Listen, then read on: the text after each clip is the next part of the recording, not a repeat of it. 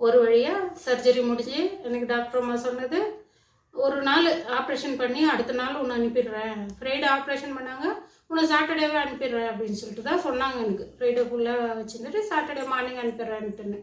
அதுக்கப்புறம் சர்ஜரி பண்ணதுக்கப்புறம் அந்த அம்மா வந்து, இல்லை 3 நாள் ரெஸ்ட் எடுக்கணும் நீ ஹாஸ்பிட்டல்லே, வீட்டுக்கு போனால் வேலை செய்ய ஆரம்பிச்சிருவேன், அதனால் நீ இங்கே ஹாஸ்பிட்டல்லே ரெஸ்ட் எடுத்துக்கோனாங்க. இல்லை மேடம், என் பொண்ணுக்கு மண்டே எக்ஸாம் இருக்குது, நான் போயே ஆகணும்ட்டுன்னா அட்டம் முடிச்சு சண்டே கிளம்பி வந்தாச்சு, வீட்டுக்கு ஓடி வந்தாச்சு. அப்புறம் இருக்குது அடாடா, அதுதான் வந்து உயிர் போகிற நோவு. அது காலை நவுத்தி வைக்க முடியாது, சாதாரணமாக உக்காந்து சிவகனி எழ முடியாது, உக்காரவே முடியாதுன்னு வச்சுக்கோங்களேன். படுத்துனே ரெஸ்ட் எடுத்தேன். ஒரு கம்ப்ளீட் 4 நாள் பெட் ரெஸ்ட்டு தான். எங்கேயும் போக முடியல, வர முடியல. நடக்கிறது கூட குழந்தைங்க நடக்கும்ல, அந்த மாதிரி தான். அடி மேலே அடி தான், இப்படி தான் நடக்கணும், அடி மேலே அடி வச்சு தான் நடக்கணும். அந்த நோவு இருந்தனே தான் இருந்தது. அதுக்கப்புறம் கொஞ்சம் கொஞ்சமாக படிப்படியாக அந்த பெயின் கில்லர் இருக்கிற வரைக்கும் நோவு தெரியாது நமக்கு. பெயின் கில்லர் போயிடுச்சுன்னா, அந்த சாப்பிட்டு முடிக்கிற அந்த டைம் போயிடுச்சுன்னா நோவு தெரிய ஆரம்பிச்சிடும். அப்போது வந்து நம்ம இந்த சாப்பாடுலேயோ, நம்ம சிலர் பைல்ஸ் ஆப்ரேஷன் பண்ணி முடித்த உடனே ரன்னிங் ரேஸ் போகிற மாதிரி நடப்பாங்க. அப்படி நடக்கக்கூடாது, நிறையவும் நடக்கக்கூடாது, மெதுவாக நடக்கணும். நட கொஞ்சமாக இருக்கணும். நம்ம முன்னாடி 100 அடி நடந்தோம்னா இப்போ வந்து 10 அடி நடந்தால் போதும். நம்ம என்ன அப்புறம் நடந்து தான் இருக்க போகிறோம் காலமுள்ளா. இந்த வேகமாக நடக்கிறதெல்லாம் நமக்கு என்ன பண்ணும், அடுத்து கூட்டிகிட்டு வந்து விட்டுரும். ஒரு வாட்டி ஆப்ரேஷன் பண்ணிக்கணும்னா, சர்ஜரி பண்ணிக்கணும்னா அதோடு போய்டும்னு நினைக்காதீங்க. அடுத்து வரும். நம்ம எப்படி உடம்பு வச்சுன்னு இருக்கிறோம், என்ன நம்ம உணவு முறைங்க என்னன்றதை வச்சு தான் இருக்குது. ஒரு வாரமாவது நீங்கள் நல்லா பெட் ரெஸ்ட் எடுத்துட்டு அதுக்கப்புறம் வேலை செய்ய ஆரம்பிங்க. மெதுவாக தான் நடக்கணும், வேகமாக ஓடி ஆடக்கூடாது. நீங்கள் வேகமாக நடந்தீங்கன்னா அடுத்த ஈடு வந்துடும். அது உஷாராக இருங்க. அதுக்கப்புறம் இதுக்கு இந்த ஆப்ரே சர்ஜரிக்கு அப்புறம் என்னென்ன சாப்பிட்லாம், எது சாப்பிட்டா சீக்கிரம் புண்ணு நல்லாகும் அப்படின்றத நான் சமைச்சு சாப்பிட்டேன்றதை சில வீடியோங்கள்லேயே சொல்கிறேன். இப்போது என்ன சாப்பிடணுன்றத சொல்கிறேன். நான் டாக்டரோ நர்சம்மாவோ கிடையாது, என்னோட அனுபவம் இது. விருப்பமானவங்க கேளுங்க, உங்களுக்கு யூஸ்ஃபுல்லாக இருக்கும். இந்த பைல்ஸ்னால் அவ்வளோ கஷ்டம். இப்போது நமக்கு ஸ்டார்டிங் ஸ்டேஜில் இருக்குது, இந்த மாதிரி அந்த மோஷன் போகிற இடம் வந்து நமைச்சல் இருக்குது, திணவு இருக்குது அப்படின்னு சொன்னால், அந்த டைமுக்கு நீங்கள் என்ன பண்ணுங்கள், இந்த கூல்ட்ரிங்க்ஸு, எந்த கூல்ட்ரிங்க்ஸுமே குடிக்காதீங்க. கெமிக்கல் கலந்த சாப்பாடு எதுவுமே சாப்பிடாதீங்க. எல்லாம் ஃபுல்லாக ஸ்டாப் பண்ணிவிடுங்க. அப்படியே வீட்டு சாப்பாடு முடிஞ்ச அளவுக்கு காரம் கம்மியாக இது காரத்தினால வர்றதில்லைன்னு சொல்கிறாங்க ஃப்ரெண்ட்ஸ். டாக்டர்மா எனக்கு அதான் சொன்னாங்க. எனக்கு என்ன அட்வைஸ் சொன்னாங்களோ அதான் உங்களுக்கு சொல்கிறேன். காரம் சாப்பிட்றதுனால என்னெல்லாம் வந்து எங்கள் வீட்டில் திட்டிகிட்டே இருந்தாங்க, நீ காரம் நிறைய போட்டிருப்ப, காரம் நிறைய சாப்பிட்ருப்ப அப்படின்னு சொன்னாங்க. காரம் சாப்பிடாத, புளி சாப்பிடாத, வெள்ளை பூண்டு சாப்பிடாத, இஞ்சி சாப்பிடாத, நீ இஞ்சி பூண்டு நிறைய சாப்பிட்ருப்ப, இப்படியெல்லாம் சொன்னாங்க எனக்கு. இஞ்சி பூண்டு டெய்லி நம்ம என்ன அப்படியே பச்சை வச்சு தின்னு போகிறோம். நம்ம என்ன கொரியனா சைனீஸா பூண்டு தின்றதுக்கு? நம்ம நார்மல் சாப்பாட்டில் நம்ம என்னென்ன சாப்பிட்ருந்தாலும் கெமிக்கல் கலந்த சாப்பாடு கண்டிப்பாக சாப்பிடாதீங்க, அறவே சாப்பிடாதீங்க, ஒதுக்கிடுங்க அதெல்லாம். புளி கொஞ்சம் கம்மி பண்ணிக்கோங்க, ஏன்னா புளியெல்லாம் சாப்பிட்டா உடம்பு தானாகவே ஹீட் ஆகும். நான்வெஜ் சாப்பிட்டு வந்து அதிகமாக இருக்கிறத நம்ம நான்வெஜ் சாப்பிடாதே இருக்கலாமே, உடம்பெல்லாம் நல்லா இருந்ததுக்கப்புறம் சாப்பிட்டுக்கலாமே. முதல்ல இதெல்லாம் அவாய்ட் பண்ணிவிடுங்க. கீரை வகைங்க, காய் வகைங்க இதெல்லாம் சாப்பிடுங்க. நல்லா தண்ணி குடிங்க. நல்லா சூடாக தண்ணி, நல்லா சுட காலையில் எழுந்து ஒரு மக்கு, ஒரு அரை லிட்ரு குடிக்க முடியலன்னா 1/4 லிட்டராவது சுடு தண்ணி வச்சு குடிச்சிடலாம். நம்ம சுடு தண்ணி நல்லா சூடாக குடித்தோம்னா, காஃபி டீ குடிக்கிற மாதிரி குடித்தோம்னா நம்ம இன்னும் கொஞ்சம் ஹெல்ப்ஃபுல்லாக இருக்குது டாய்லெட் போகிறதுக்கு. அது பண்ணுங்க. அதுக்கப்புறம் இது கொஞ்சம் ஸ்டார்டிங்லேயே இதெல்லாம் நம்ம பண்ணோம்னா சுமார் ஆகுது. அதையும் மீறி இந்த ஃபிஷர் ரேஞ்சுக்கு கூட்டிகிட்டு வந்து விட்டுடுச்சுன்னா, அப்போ வந்து அந்த டைமுக்கு நீங்கள் நான்வெஜ்ஜே சாப்பிடாதீங்க. கிழங்கு வகைங்க ஒன்று கூட சாப்பிடாதீங்க. சிலர் சொல்லுவாங்க பிடிக்கறனெல்லாம் சாப்பிட்டா நல்லா ஆயிடுது, இதுக்கு மூலத்துக்கு பிடிக்கறனை வேரோடு வந்துடும்னுவாங்க. சாப்பிடாதீங்க. நான் சாப்பிட்டேன், அதுக்கு உண்டான பலன் என்னன்றதை நான் அனுபவித்தேன். என்னோட சொந்த அனுபவம். சாப்பிடாதீங்க, கிழங்கு வகையை சாப்பிடாதீங்க, எந்த கிழங்கு சாப்பிடாதீங்க. வேறு கீழே விளையிறது, மண்ணு கீழே விளையிறது நம்ம சாப்பிட்றதுன்னா வெங்காயம், பூண்டு லிமிட்டாக வச்சுக்கோங்க, ஏன்னா சூடாக்கிடுது உடம்ப. வெங்காயம், கேரட் சாப்பிட்லாம். பீட்ரூட் ஜூஸ் குடிங்கன்னுவாங்க, யாராவது குடிக்காதீங்க கண்டிப்பாக. பீட்ரூட்டு குடிக்கவே கூடாது. இந்த பைல்ஸுக்கு இந்த இதுக்கெல்லாம் ஃபிஷருக்கெல்லாம் பீட்ரூட் ஜூஸே குடிக்காதீங்க. அப்புறம் வந்து வெள்ளிக்கிழங்குன்னா ஸ்வீட் பொட்டேட்டோ, கசாவான்னு சொல்லுவாங்க இல்லையா, குச்சி வெள்ளிக்கிழங்குன்னு, அதை சாப்பிடாதீங்க. உருளைக்கிழங்கு சாப்பிடாதீங்க. கிழங்கு வகை ஒன்று கூட சாப்பிடாதீங்க. கருணக்கிழங்கு, சாப்பங்கிழங்கு, இதெல்லாம் சாப்பிடாதீங்க. முள்ளங்கி சாப்பிட்லாம். முள்ளங்கி நான் சாப்பிட்டேன். அந்த முள்ளங்கி எனக்கு ஒன்றும் பெருசாக இல்லை. என்னென்ன அந்த முள்ளங்கி சாப்பிடும்போது கொஞ்சம் அந்த காரம் காட்டு இருக்கும் இல்லையா, அது கொஞ்சம் நம்ம மோஷன் போகும்போது எரியும் கீழே. அதனால் அதை அவாய்ட் பண்ணலாம். ஆனால் முள்ளங்கி நல்லது தானே உடம்புக்கு, நீர்க்காய் தானே, நான் அதை சாப்பிட்டுட்டு இருந்தேன். மற்றது கிழங்கு வகை ஒன்று கூட சாப்பிடாதீங்க. முருங்கீரை சாப்பிடாதீங்க, முருங்கைக்காய் சாப்பிடாதீங்க. அது ஸ்டாப் பண்ணிவிடுங்க வராதுக்கு முன்னாடி இதெல்லாம். அப்புறம் சொல்லுவாங்க, உங்களுக்கு பைல்ஸுன்னா ஃப்ரெண்டுங்க, ரிலேட்டிவ்ஸுங்க, இல்லை தெரிஞ்சவங்க யாராவது சொல்லுவாங்க, இந்த கறி சாப்பிடு ஜென்மத்துக்கு வராது, இதை சாப்பிட்டீங்கன்னா சுத்தமாக வராதுன்னு சொல்லுவாங்க. நத்தை சாப்பிட சொல்லுவாங்க, ஆம்புக்கறி சாப்பிட சொல்லுவாங்க, பன்னிக்கறி சாப்பிட சொல்லுவாங்க. இதெல்லாம் சாப்பிட்டா வயிற்றால போகிறது தான் மிச்சம். நமக்கு பைல்ஸ் இருக்கோ இல்லை இந்த ஃபிஷர் இருக்கோமா, அந்த டைமுக்கு இதெல்லாம் சாப்பிட்டு வயிற்றால போகிறது தான் மிச்சம். இதையும் சாப்பிடாதீங்க. நான் வந்து சாப்பிடல, நத்தைக்கு ஆமைக்கெல்லாம் தேடி போல. பன்னிக்கறி செய்தால் வீட்டில் பொண்ணு சாப்பிடவே மாட்டாள். அதனால் நான் இதெல்லாம் எதுக்கும் போகல.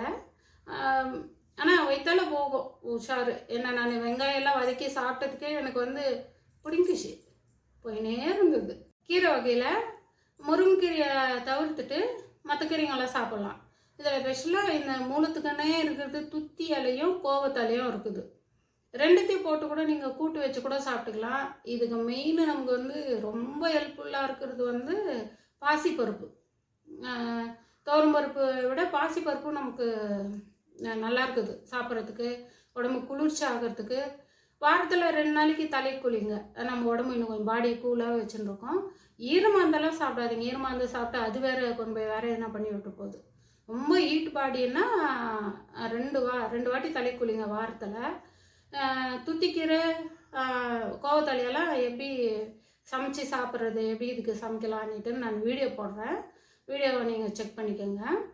அதுக்கப்புறம் வந்துடுச்சுன்னா அதுக்கு எப்படி இருக்கிறது, இதையும் தாண்டி நமக்கு வந்துடுச்சு, பைல்ஸ் வந்துடுச்சு அப்படின்னா சர்ஜரியில் தான் போய் முடியும். அது நீங்கள் சர்ஜரி பண்ணிக்கிறதுக்கப்புறம் என்னென்ன சாப்பிட்லாம், எதை சாப்பிடக்கூடாது அப்படின்ட்டுன்னு சொல்கிறேன் நான் உங்களுக்கு. சரி, இப்போ சர்ஜரி பண்ணிட்டோம். சர்ஜரி பண்ணிவிட்டு வீட்டுக்கு வந்துட்டோம். நம்ம என்னென்ன சாப்பிட்லாம், என்ன மேடம் சாப்பிட்டீங்க, என்னம்மா சாப்பிட்ட நீ அப்படின்னு கேட்குறீங்களா, இல்லை என்ன சாப்பிட்ணும் அப்படின்னு பார்க்குறீங்கன்னா இந்த வீடியோ பாருங்கள். சர்ஜரி முடிஞ்ச வீட்டுக்கு வந்து சுத்தமாக காரம் சாப்பிடாதீங்க. காரமே வந்து ஒத்துக்காது. அரிசி வறுத்து கஞ்சி மாதிரி வச்சுட்டு கொஞ்சோண்டு சீரகம் போட்டு அதை நம்ம குடிக்கலாம். நல்லா இது குடிக்கிறோம், கஞ்சி குடிக்கிற மாதிரியே குடிக்கலாம், நல்லாயிருக்கும். அந்த சீரகம் எதுக்கு சேர்க்குறதுனா கொஞ்சம் அந்த மணமாக இருக்கிறதுக்காக சீரகம் சேர்த்துக்கிறோம். அதுக்கப்புறம் கொஞ்சம் அப்படியே படிப்படியாக ஒரு மிளகா கிள்ளி போட்டு தாளித்து அப்படியே சாம்பார் சாப்பிட்னு வரலாம். நான் இந்த ரெசிபீஸ் எல்லாம் நான் என்னோடய சேனலில் நான் போடுறேன், நான் வீடியோவை போடுறேன். நம்ம வீடியோ பாருங்கள், இந்த ரெசிபியெல்லாம் எப்படி பண்ணியிருக்கிறேன்னு. காரம் வந்து அறவே சாப்பிடாதீங்க. ஒரு 15-20 நாள் வரைக்கும் சுத்தமாக காரம் வேணால் ரைஸ் கஞ்சி சாப்பிட்டான சாப்பாடே சாப்பிட்டுட்டு வாங்க. அது கஞ்சி மாதிரியே சாப்பிடுங்க. கோதுமை ராகி சுத்தமாக ஆகாது பைல்ஸுக்கு. அப்புறம் சர்ஜரி எல்லாம் இந்த ராகி சாப்பிடவே கூடாது. சிலர் இது வந்து களி தானே, சிறுதானியம் தானே, சிறுதானியத்தில் வர்றது தானே ராகி, சாப்பிட்லாம் அப்படின்வாங்க. வேணாம், ராகி சாப்பிடாதீங்க. சிலருக்கு ஒத்துக்காது ராகி சாப்பிட்டா. சிலருக்கு வயிற்றால போகும், சிலருக்கு மோஷன் கட்டிடும். அதனால் ராகி ஒதுக்கிடுங்க. சிறுதானியத்தில் மற்றதை சாப்பிடுங்க. சாமை வந்து ஹீட் ஆக்கிடும், அதனால சாமை வேணாம். மற்றது குதிரைவாளி, வரகு, நிறைய ஐட்டம் சொல்கிறாங்க இல்லையா பேர். எனக்கு வந்து ஒரு 3 வெரைட்டி பேர் தான் தெரியும். அதை தான் நான் திரும்பி சாப்பிட்டுருக்கேன் கஞ்சி மாதிரி வச்சு. இந்த 3 வெரைட்டி மற்றதெல்லாம் வாங்கிட்டு வராங்க. 3 வெரைட்டி தான் நான் வந்து செய்து சாப்பிட்டுருக்குறேன். ராகி வேண்டாம், கோதுமை வேண்டாம், அரிசி, இட்லியாவோ தோசையாவோ கூட சாப்பிடாதீங்க. அரிசி கஞ்சி, இல்லைன்னா அரிசி நல்லா கொலான்னு வேக வச்சுட்டு, குழந்தைங்களுக்கெல்லாம் தருவோம்ல மம்மு பூவான்னு, அந்த மாதிரி நல்லா வேக வச்சுட்டு மசிச்சுட்டு பாசிப்பருப்பு போட்டு சாம்பார் வச்சுட்டு வெறும் பாசிப்பருப்பும் 2-3 சின்ன வெங்காயம் போட்டு நல்லா மசிச்சுட்டு ஒரு வாரத்துக்கு தக்காளி கூட சேர்க்காதீங்க. மசிச்சுட்டு ஒரே ஒரு மிளகா கிள்ளி போட்டு தாளித்து கொட்டிக்கலாம். கொஞ்சோண்டு கடுகு, சீரகம், கொஞ்சமாக பெருங்காயம், பூண்டெல்லாம் சேர்க்காதீங்க. கொஞ்சமாக பெருங்காயம் போட்டு தாளிச்சிட்டு அந்த உப்பு பருப்பு, கரெக்டு, உப்பு பருப்பு, அது பேர் உப்பு பருப்பு மாதிரி செய்துன்னு தான் சாப்பிடணும். அது வந்து தண்ணியாட்டம் தான் சாப்பிடணும். ஒரு கை சோறுன்னா 2 டம்ளர் குழம்பு ஊற்றின்னு குடிக்கணும். நம்ம இந்த ரைஸ் கஞ்சி மாதிரி குடிச்சிடணும். அதை ரொம்ப போர் அடிக்குது, எனக்கு டெய்லி ரைஸ் கஞ்சியே குடிச்சு ரொம்ப போர் அடிக்குதுன்னா என்றைக்கோ ஒரு நாளைக்கு இந்த சிறுதானியத்தில் பொங்கல் மாதிரி பண்ணி சாப்பிட்டுக்கலாம். அது கூட வாய்க்கு ருசியாக சட்னி கிட்னியெல்லாம் வச்சுன்னு சாப்பிடக்கூடாது. அதுக்கும் சாம்பார் தான், அதுவும் தண்ணியாட்டம் தான் வச்சுன்னு சாப்பிட்ணும். இதே மாதிரி நம்மளுக்கு வந்து ரணம் நல்லா வர்றது நமக்கே தெரியும். ரணம் நல்லா வர வரைக்கும் நம்ம இதே ஃபாலோ பண்ணலாம். காரம் இல்லாத சாப்பாடு. ஏன்னா நம்ம இப்போ எப்படி பாதுகாக்கிறோமோ அப்போ அதுதான் நமக்கு வந்து ரிப்பீட் ஆகாமல் இருக்கும். ரிப்பீட் ஆச்சுன்னா அது இன்னும் கஷ்டம். கை வச்ச இடத்துலேயே கை வச்சுன்னு மறுபடியும் இன்னொரு சர்ஜரிக்கு நல்லா கூட்டிகிட்டு போய் விடுவோம். ஒரு சர்ஜரி பண்ணிங்கன்னா அடுத்த சர்ஜரி நான் மூலத்துக்கு ஆப்ரேஷன் பண்ணிக்கினப்பா அடுத்து வராது அப்படின்னெல்லாம் அசால்ட்டாக விட்றாதீங்க. மறுபடியும் வந்து எட்டி பார்க்கும் இந்த கொடுமையான ஒரு நோய். ஒரு நோயும் வந்தால் தான் நமக்கு வந்து இந்த நோயோட தாக்கம் என்ன, இதோட வலி என்னன்னு உணர முடியும் நம்மளால். இப்போ எனக்கு ஒரு வாட்டி ஆப்ரேஷன் ஆயிடுச்சுல்ல, இனிமேல் ஜாலியாக இருக்கலாம், அந்த எண்ணமே வேணாம். ஒரு வாட்டி ஆப்ரேஷன் ஆச்சுன்னா அதை நம்ம என்ன மாதிரி பக்குவத்தில் நம்ம உடம்பு கொண்டு போகிறோம், அதுக்கு எப்படி நம்ம நடந்துக்கிறோன்றதை பொறுத்து தான் அடுத்த அது வரணுமா வரக்கூடாதுன்னு அது யோசிக்கும் நமக்கு. அதனால் நம்ம உடம்பு எப்படி வச்சுன்னு இருக்கணும், என் பொண்ணு முறைக்கிறா, நம்ம உடம்பு எப்படி வச்சுன்னு இருக்கணும் பண்ணிட்டுன்னு போக தான் பார்க்கணும். இந்த மாதிரியெல்லாம் சாப்பாடு நம்ம சாப்பிட்டு அது குறைஞ்சது ஒரு 6 மாதத்துக்கு நான்வெஜ் பக்கமே போகாதீங்க. அது இல்லை கட்டி போகுது, லைஃப் லாங் சாப்பிட்டு தானே போகிறோம் நம்ம. குறைஞ்சபட்சம் 3 மாதம் சுத்தமாக நான்வெஜ்ஜே சாப்பிடாதீங்க. முட்டை கூட சாப்பிடாதீங்க. ஒரே ஒரு ஆம்லெட் கூட போட்டுக்காதீங்க. ஜிப் அந்த வெஜிடேரியனாக வீகனாக மாறிடுங்களேன். அந்த ஒரு 3 மாதத்துக்கு திட்டாதீங்க. ஆனால் என்ன வீகனாக மாற சொன்னேன்னு நமக்கு உடம்பு நல்லா வர வரைக்கும் தான். நானும் தான் ஊருக்காக கூட தொட்டுக்காமல் பைத்தம்பருப்பு சாம்பார் சாப்பிட்னேன். ஐயோ கொடுமை. என்ன பண்ணுறது, உடம்பு நல்லா ஆகணுமே நமக்கு. இப்போது இந்த வீடியோ வந்து உங்களுக்கு யூஸ்ஃபுல்லாக இருக்கும்னு நினைக்கிறேன்.